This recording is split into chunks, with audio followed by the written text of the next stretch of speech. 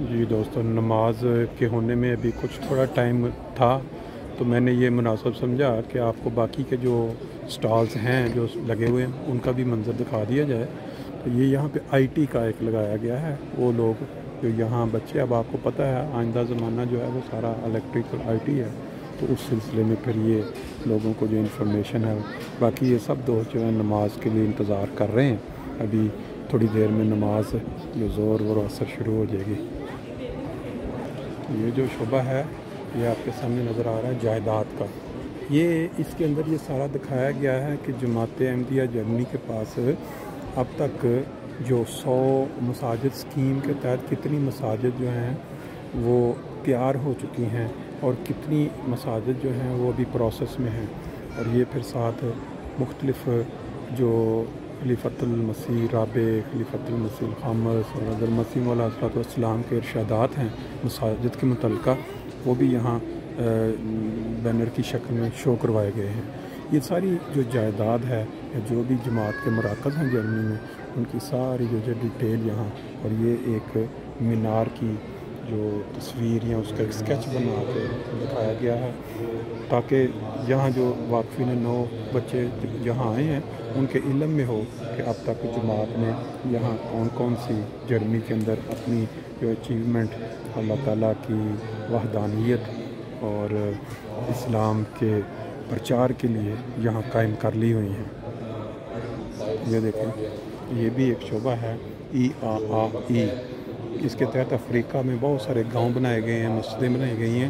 یہ بھی چند دن پہلے حضور اقدس کا خطاب بھی تھا، یہ بھی یہاں لگایا گیا۔ یہ پھر ہیومینٹی فرسٹ، ہر انسان جانتا ہے جرمنی کے اندر ہیومینٹی فرسٹ کا ادارہ ہے کتنی خدمت کر رہا ہے۔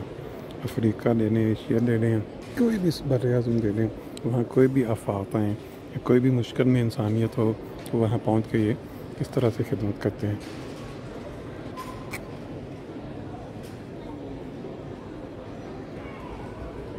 یہ بھی آپ دیکھ سکتے ہیں، سائنس لگایا گیا ہے، یہاں بھی مختلف شعبہ جات ہیں۔ ریویو آف ریلیجن کا جو رسالہ ہے، اور یہ وہ جو النصرت والے ہیں، پھر آگے انشاءاللہ چلتے جائیں گے آہستہ آہستہ۔ نماز شروع ہونے لگی ہے، نماز کے بعد باقی انشاءاللہ پھر آگے۔ وما خلقت الجن والانس الا لیعبدون۔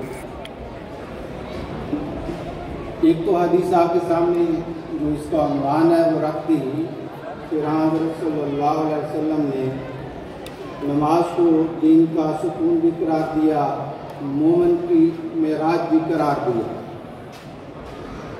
اب نماز اصل میں ہے کیا؟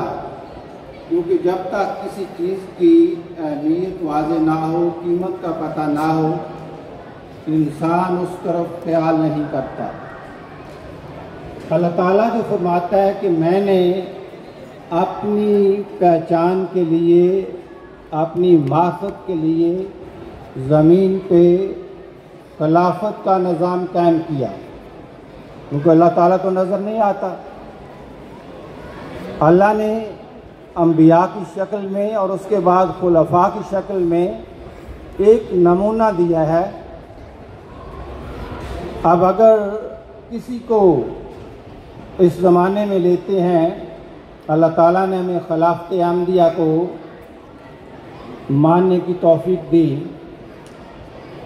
سارے ہی حضور سے محبت کرتے ہیں۔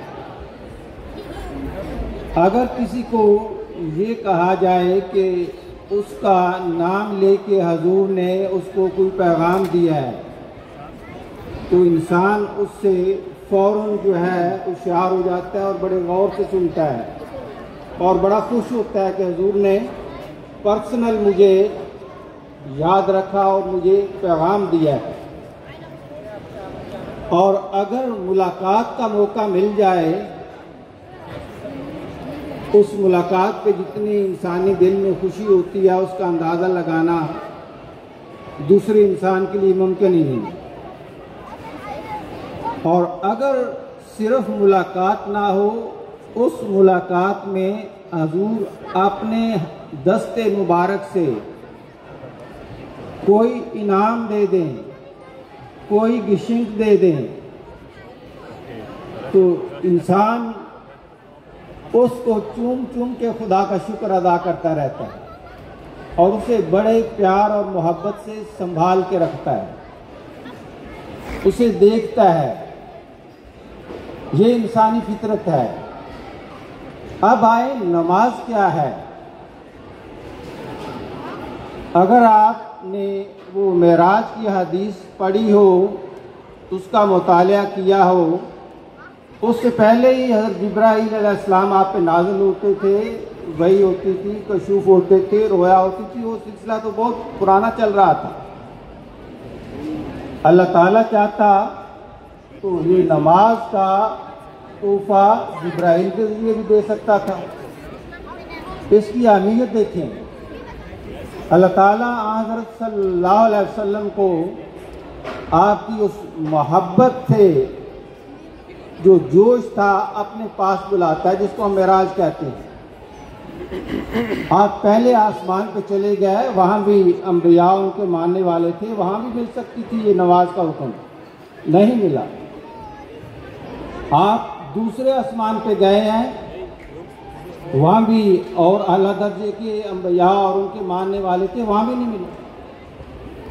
اس طرح تیسرا آسمان آیا ہے، چوتھا آسمان آیا ہے، پانچواں آیا ہے، چھٹا آیا ہے، ساتواں آیا ہے، اور اب وہ مقام ہے جہاں جو فرشتوں کے سردار ہیں جبرائیل علیہ السلام، انہوں نے کہہ دیا اب اس سے آگے میں نہیں، آپ جا سکتے۔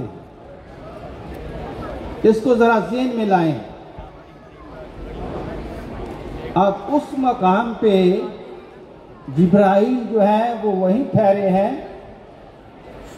اور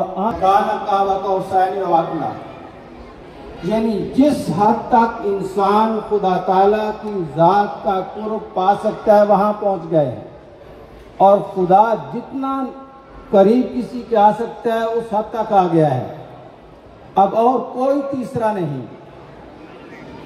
خدا نے ملاقات کی، جیسے ہمارا دل کرتا ہے نا جب ملاقات کر کے آتے ہیں کہ جاتے جاتے حضور کی تحفہ دے دیں، بعض مانگ لیتے ہیں، بعض کو ویسے ہی حضور عطا کر دیتے ہیں۔ تو جب واپس آنے لگے تو اللہ سے زیادہ حضرت صلی اللہ علیہ وسلم کے دل کو کون دیکھتا ہے، کون جان سکتا ہے؟ اللہ نے اس دل پہ نظر کر کے یہ دل میرے لقاء، میری ملاقات کے بغیر نہیں رہ سکے گا۔ فرمایا اچھا آئندہ کے لیے میں یہ اپنی ملاقات کے لیے تمہیں نماز کی صورت میں ایک تحفہ دیتا ہوں۔ اب یہی وہ بات ہے کہ حضرت صلی اللہ علیہ وسلم نے اپنے اس خدا کے تحفہ کو، کچھ ہو جائے، سردی ہو گرمی ہو، جنگ ہو امن ہو، شادی ہو مرگ ہو، زخمی ہو، اگر طاقت نہیں ہے تو دو صحابہ کے سہارے پہ گھسڑتے پاؤں چل کے بھی خدا کے اس تحفے کا حق ادا کرنے کی، شکر ادا کرنے کی کوشش کی ہے، اور اپنے آخری الفاظ میں فرمایا الصلاۃ الصلاۃ۔ دیکھو یہ جو تحفہ میرے خدا نے مجھے دیا ہے میں تمہارے سپرد کر رہا ہوں، اس کی حفاظت کرنا، اس کی حفاظت کرنا۔ اب حدیث کے الفاظ تو یہ ہے کہ جنت کی کنجی ہے۔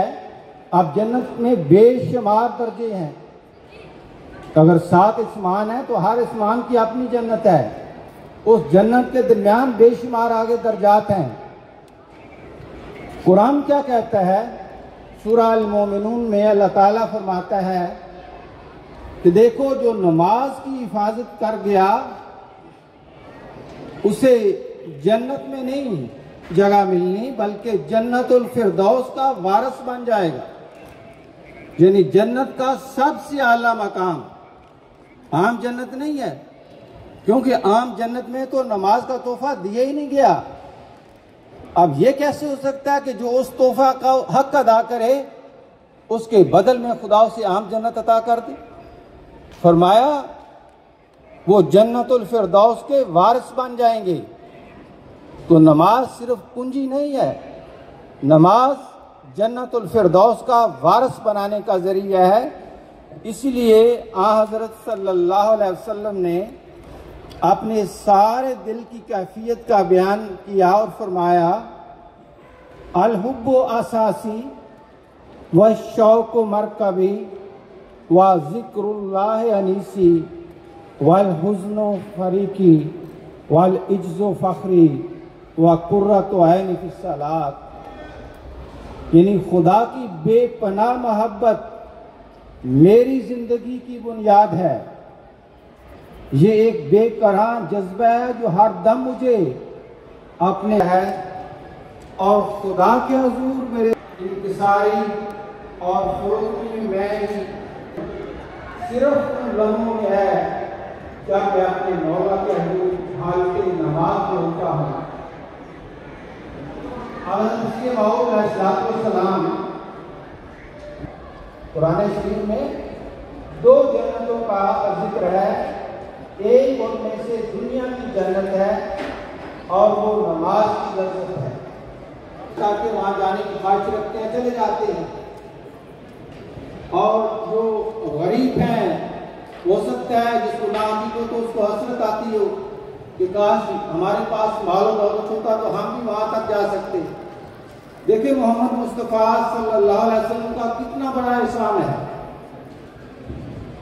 کہ آپ نے وہ تحفہ دیا، وہ سواری عطا کی جس پہ آپ سیاروں چاہ دیتے، جہاں انسان کی کسی بھی سواری کے پہنچنے کا تصور ہی نہیں۔